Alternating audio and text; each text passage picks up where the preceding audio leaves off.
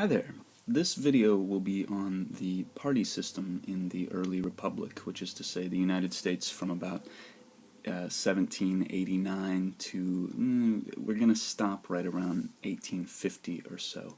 I should mention this is the only pure lecture we'll be doing for this series. I'm not setting anything up. I'm not really talking about historiographical disputes, historians arguing with each other. I'm actually just giving you some information that I think might help you sort of sort through some of the issues we'll be talking about as we go.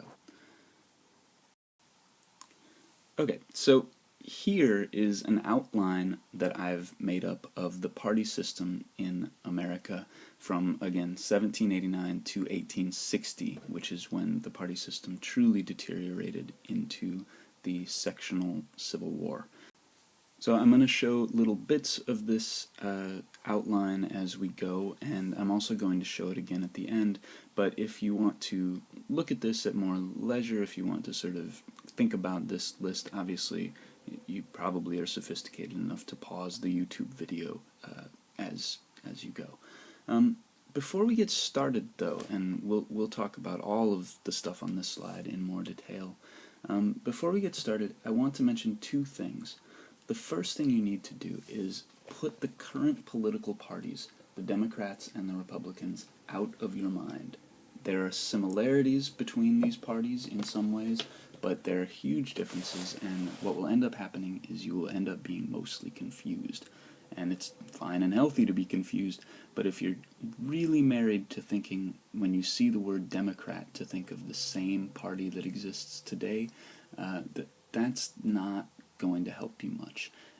Even when the Republican Party shows up in the 1850s, to think of that Republican Party as the same party as today, which is to say standing for the same thing as it does today, that's not going to help, I promise. So please try and put those parties out of your mind.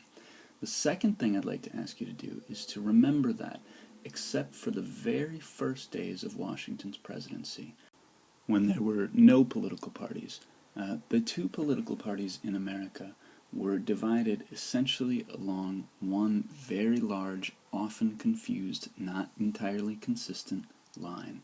And the line was of how big and strong the national government should be. The parties took positions on all sorts of other issues, but if you want one big issue, you're going to deal with the notion that the national government either should be very strong relatively, or that the national government shouldn't be very strong relatively. And if you want to know, the people on this side right here are generally in favor of a stronger government, and the people on this side are generally in favor of a less powerful government, a less strong government. So that's the through line.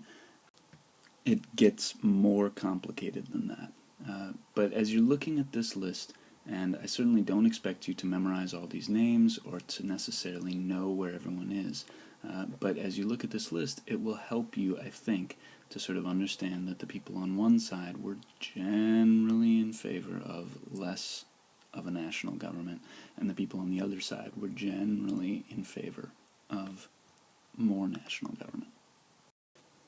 So there's a chance that you have heard of this guy, the first president of the United States, whose name was something like, I think, George Washington.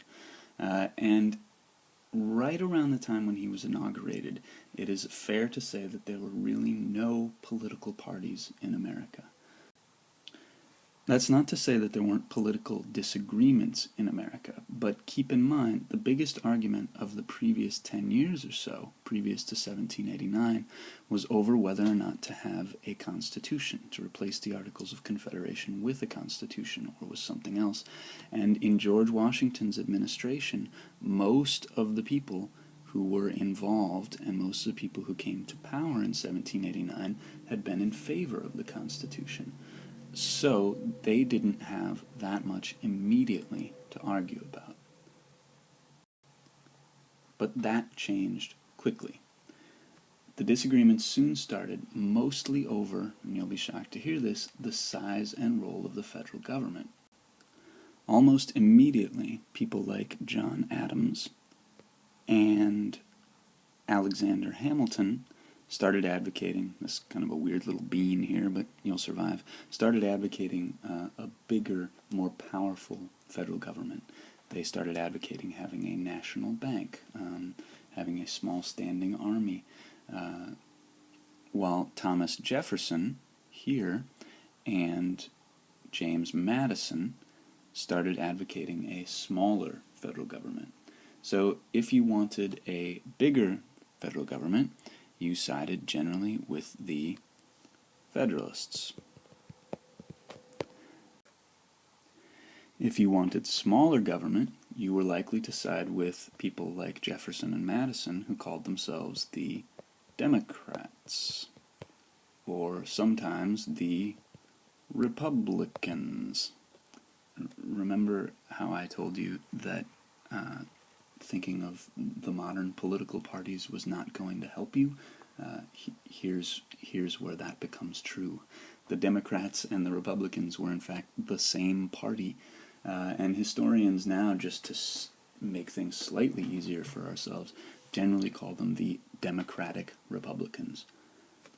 Still, even seeing the divide between these two sides, between the Federalists, people like John Adams and Alexander Hamilton, and the Democratic Republicans, people like Thomas Jefferson and James Madison, none of this was entirely cut and dried.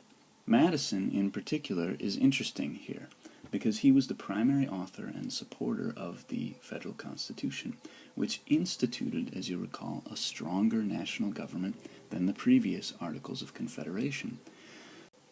Yet as time passed, Madison came to feel that Hamilton, over here, was proposing a much bigger government than he felt was appropriate, specifically by creating a national bank, which wasn't in the Constitution.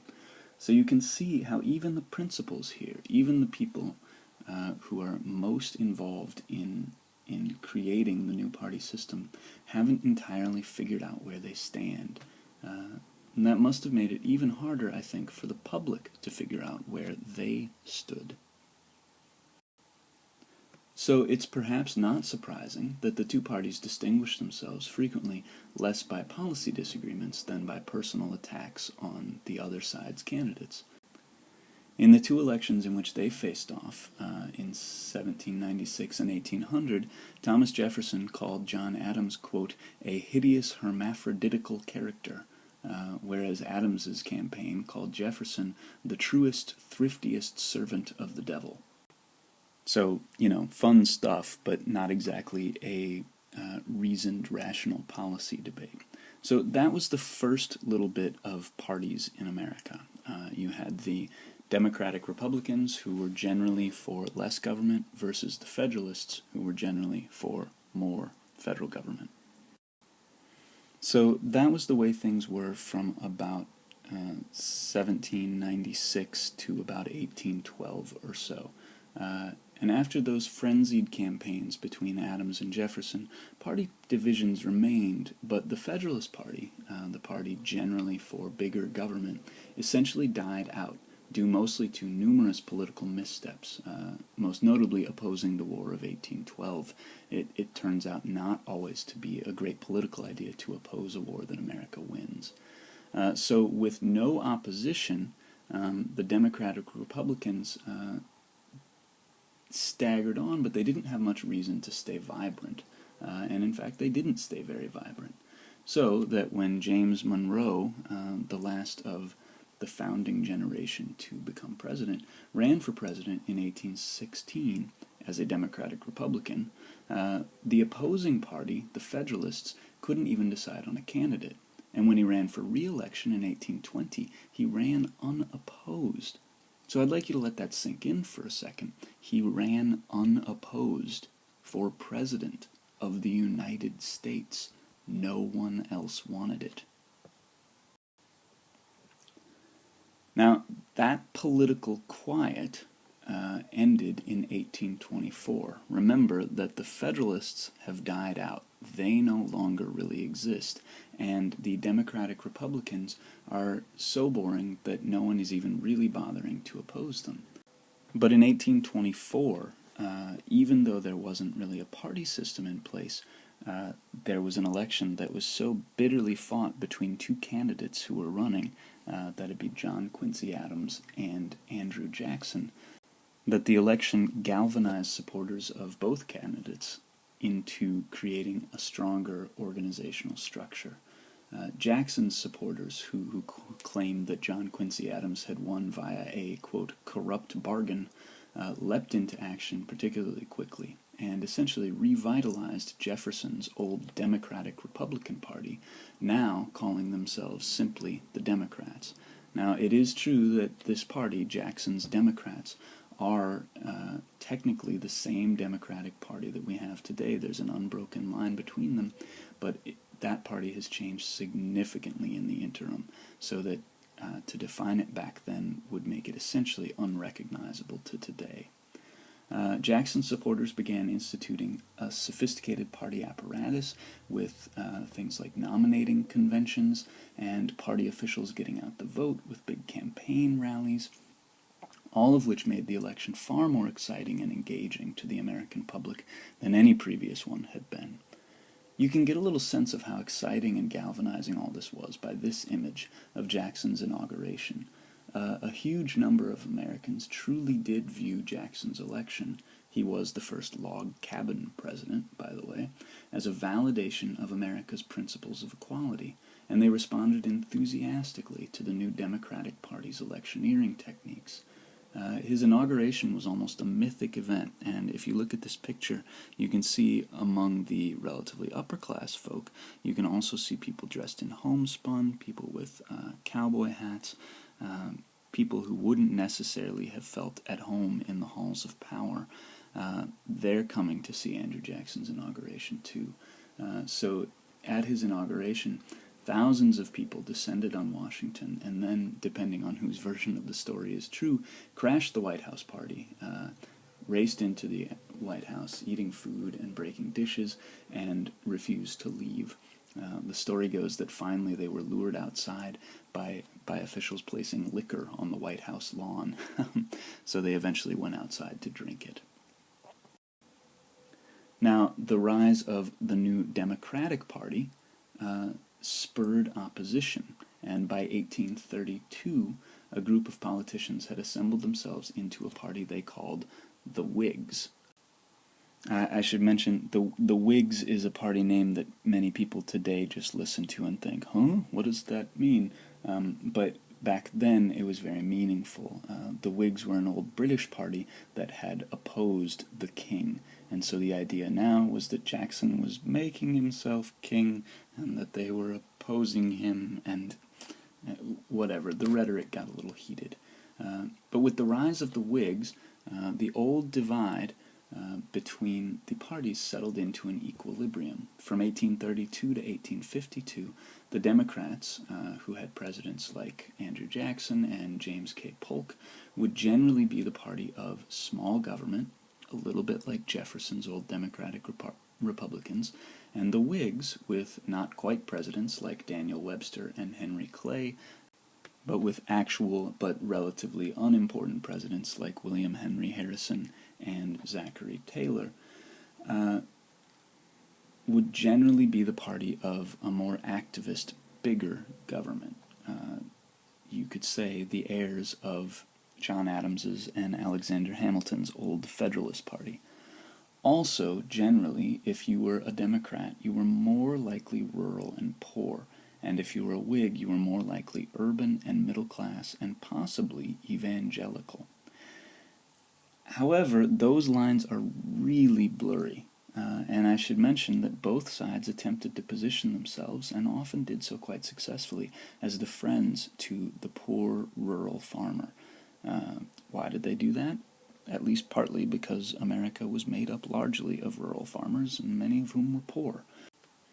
So in 1840, for instance, the Whig candidate, William Henry Harrison, was supporting relatively comparatively large government positions, but in his famous Tippecanoe and Tyler II campaign, he positioned himself as the friend of poor soldiers living out in his log cabin and offering them, if you look really closely, lots of hard cider. So, sure.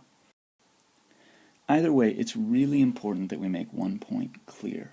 These parties, the Whigs and the Democrats, were different on government and economics, but they didn't differ substantially on America's class system or on slavery. Both parties had poor and rich people in them, and crucially, both parties were perfectly willing to tolerate or even encourage slavery. As we move forward, we're going to see that the Whigs helped give birth to the Republican Party, which eventually opposed slavery and gave rise to people like, say, Abraham Lincoln, who eventually banned slavery. But when they were in power, the leaders of the Whig Party were perfectly happy to tolerate slavery, or even, in some cases, push for its expansion. So that's where we're going to stop today. We've gone from 1789 to essentially 1852 or so, just as the Whig Party was beginning to explode under the pressure of the slavery agitation. And as other parties with different views on slavery, that would be the Free Soil parties, the Know-Nothings, and eventually the Republicans, started to strip away support for the Whigs in the North, and to render the Whigs increasingly unelectable in the South. But that's a topic for when we talk about the crisis of the 1850s.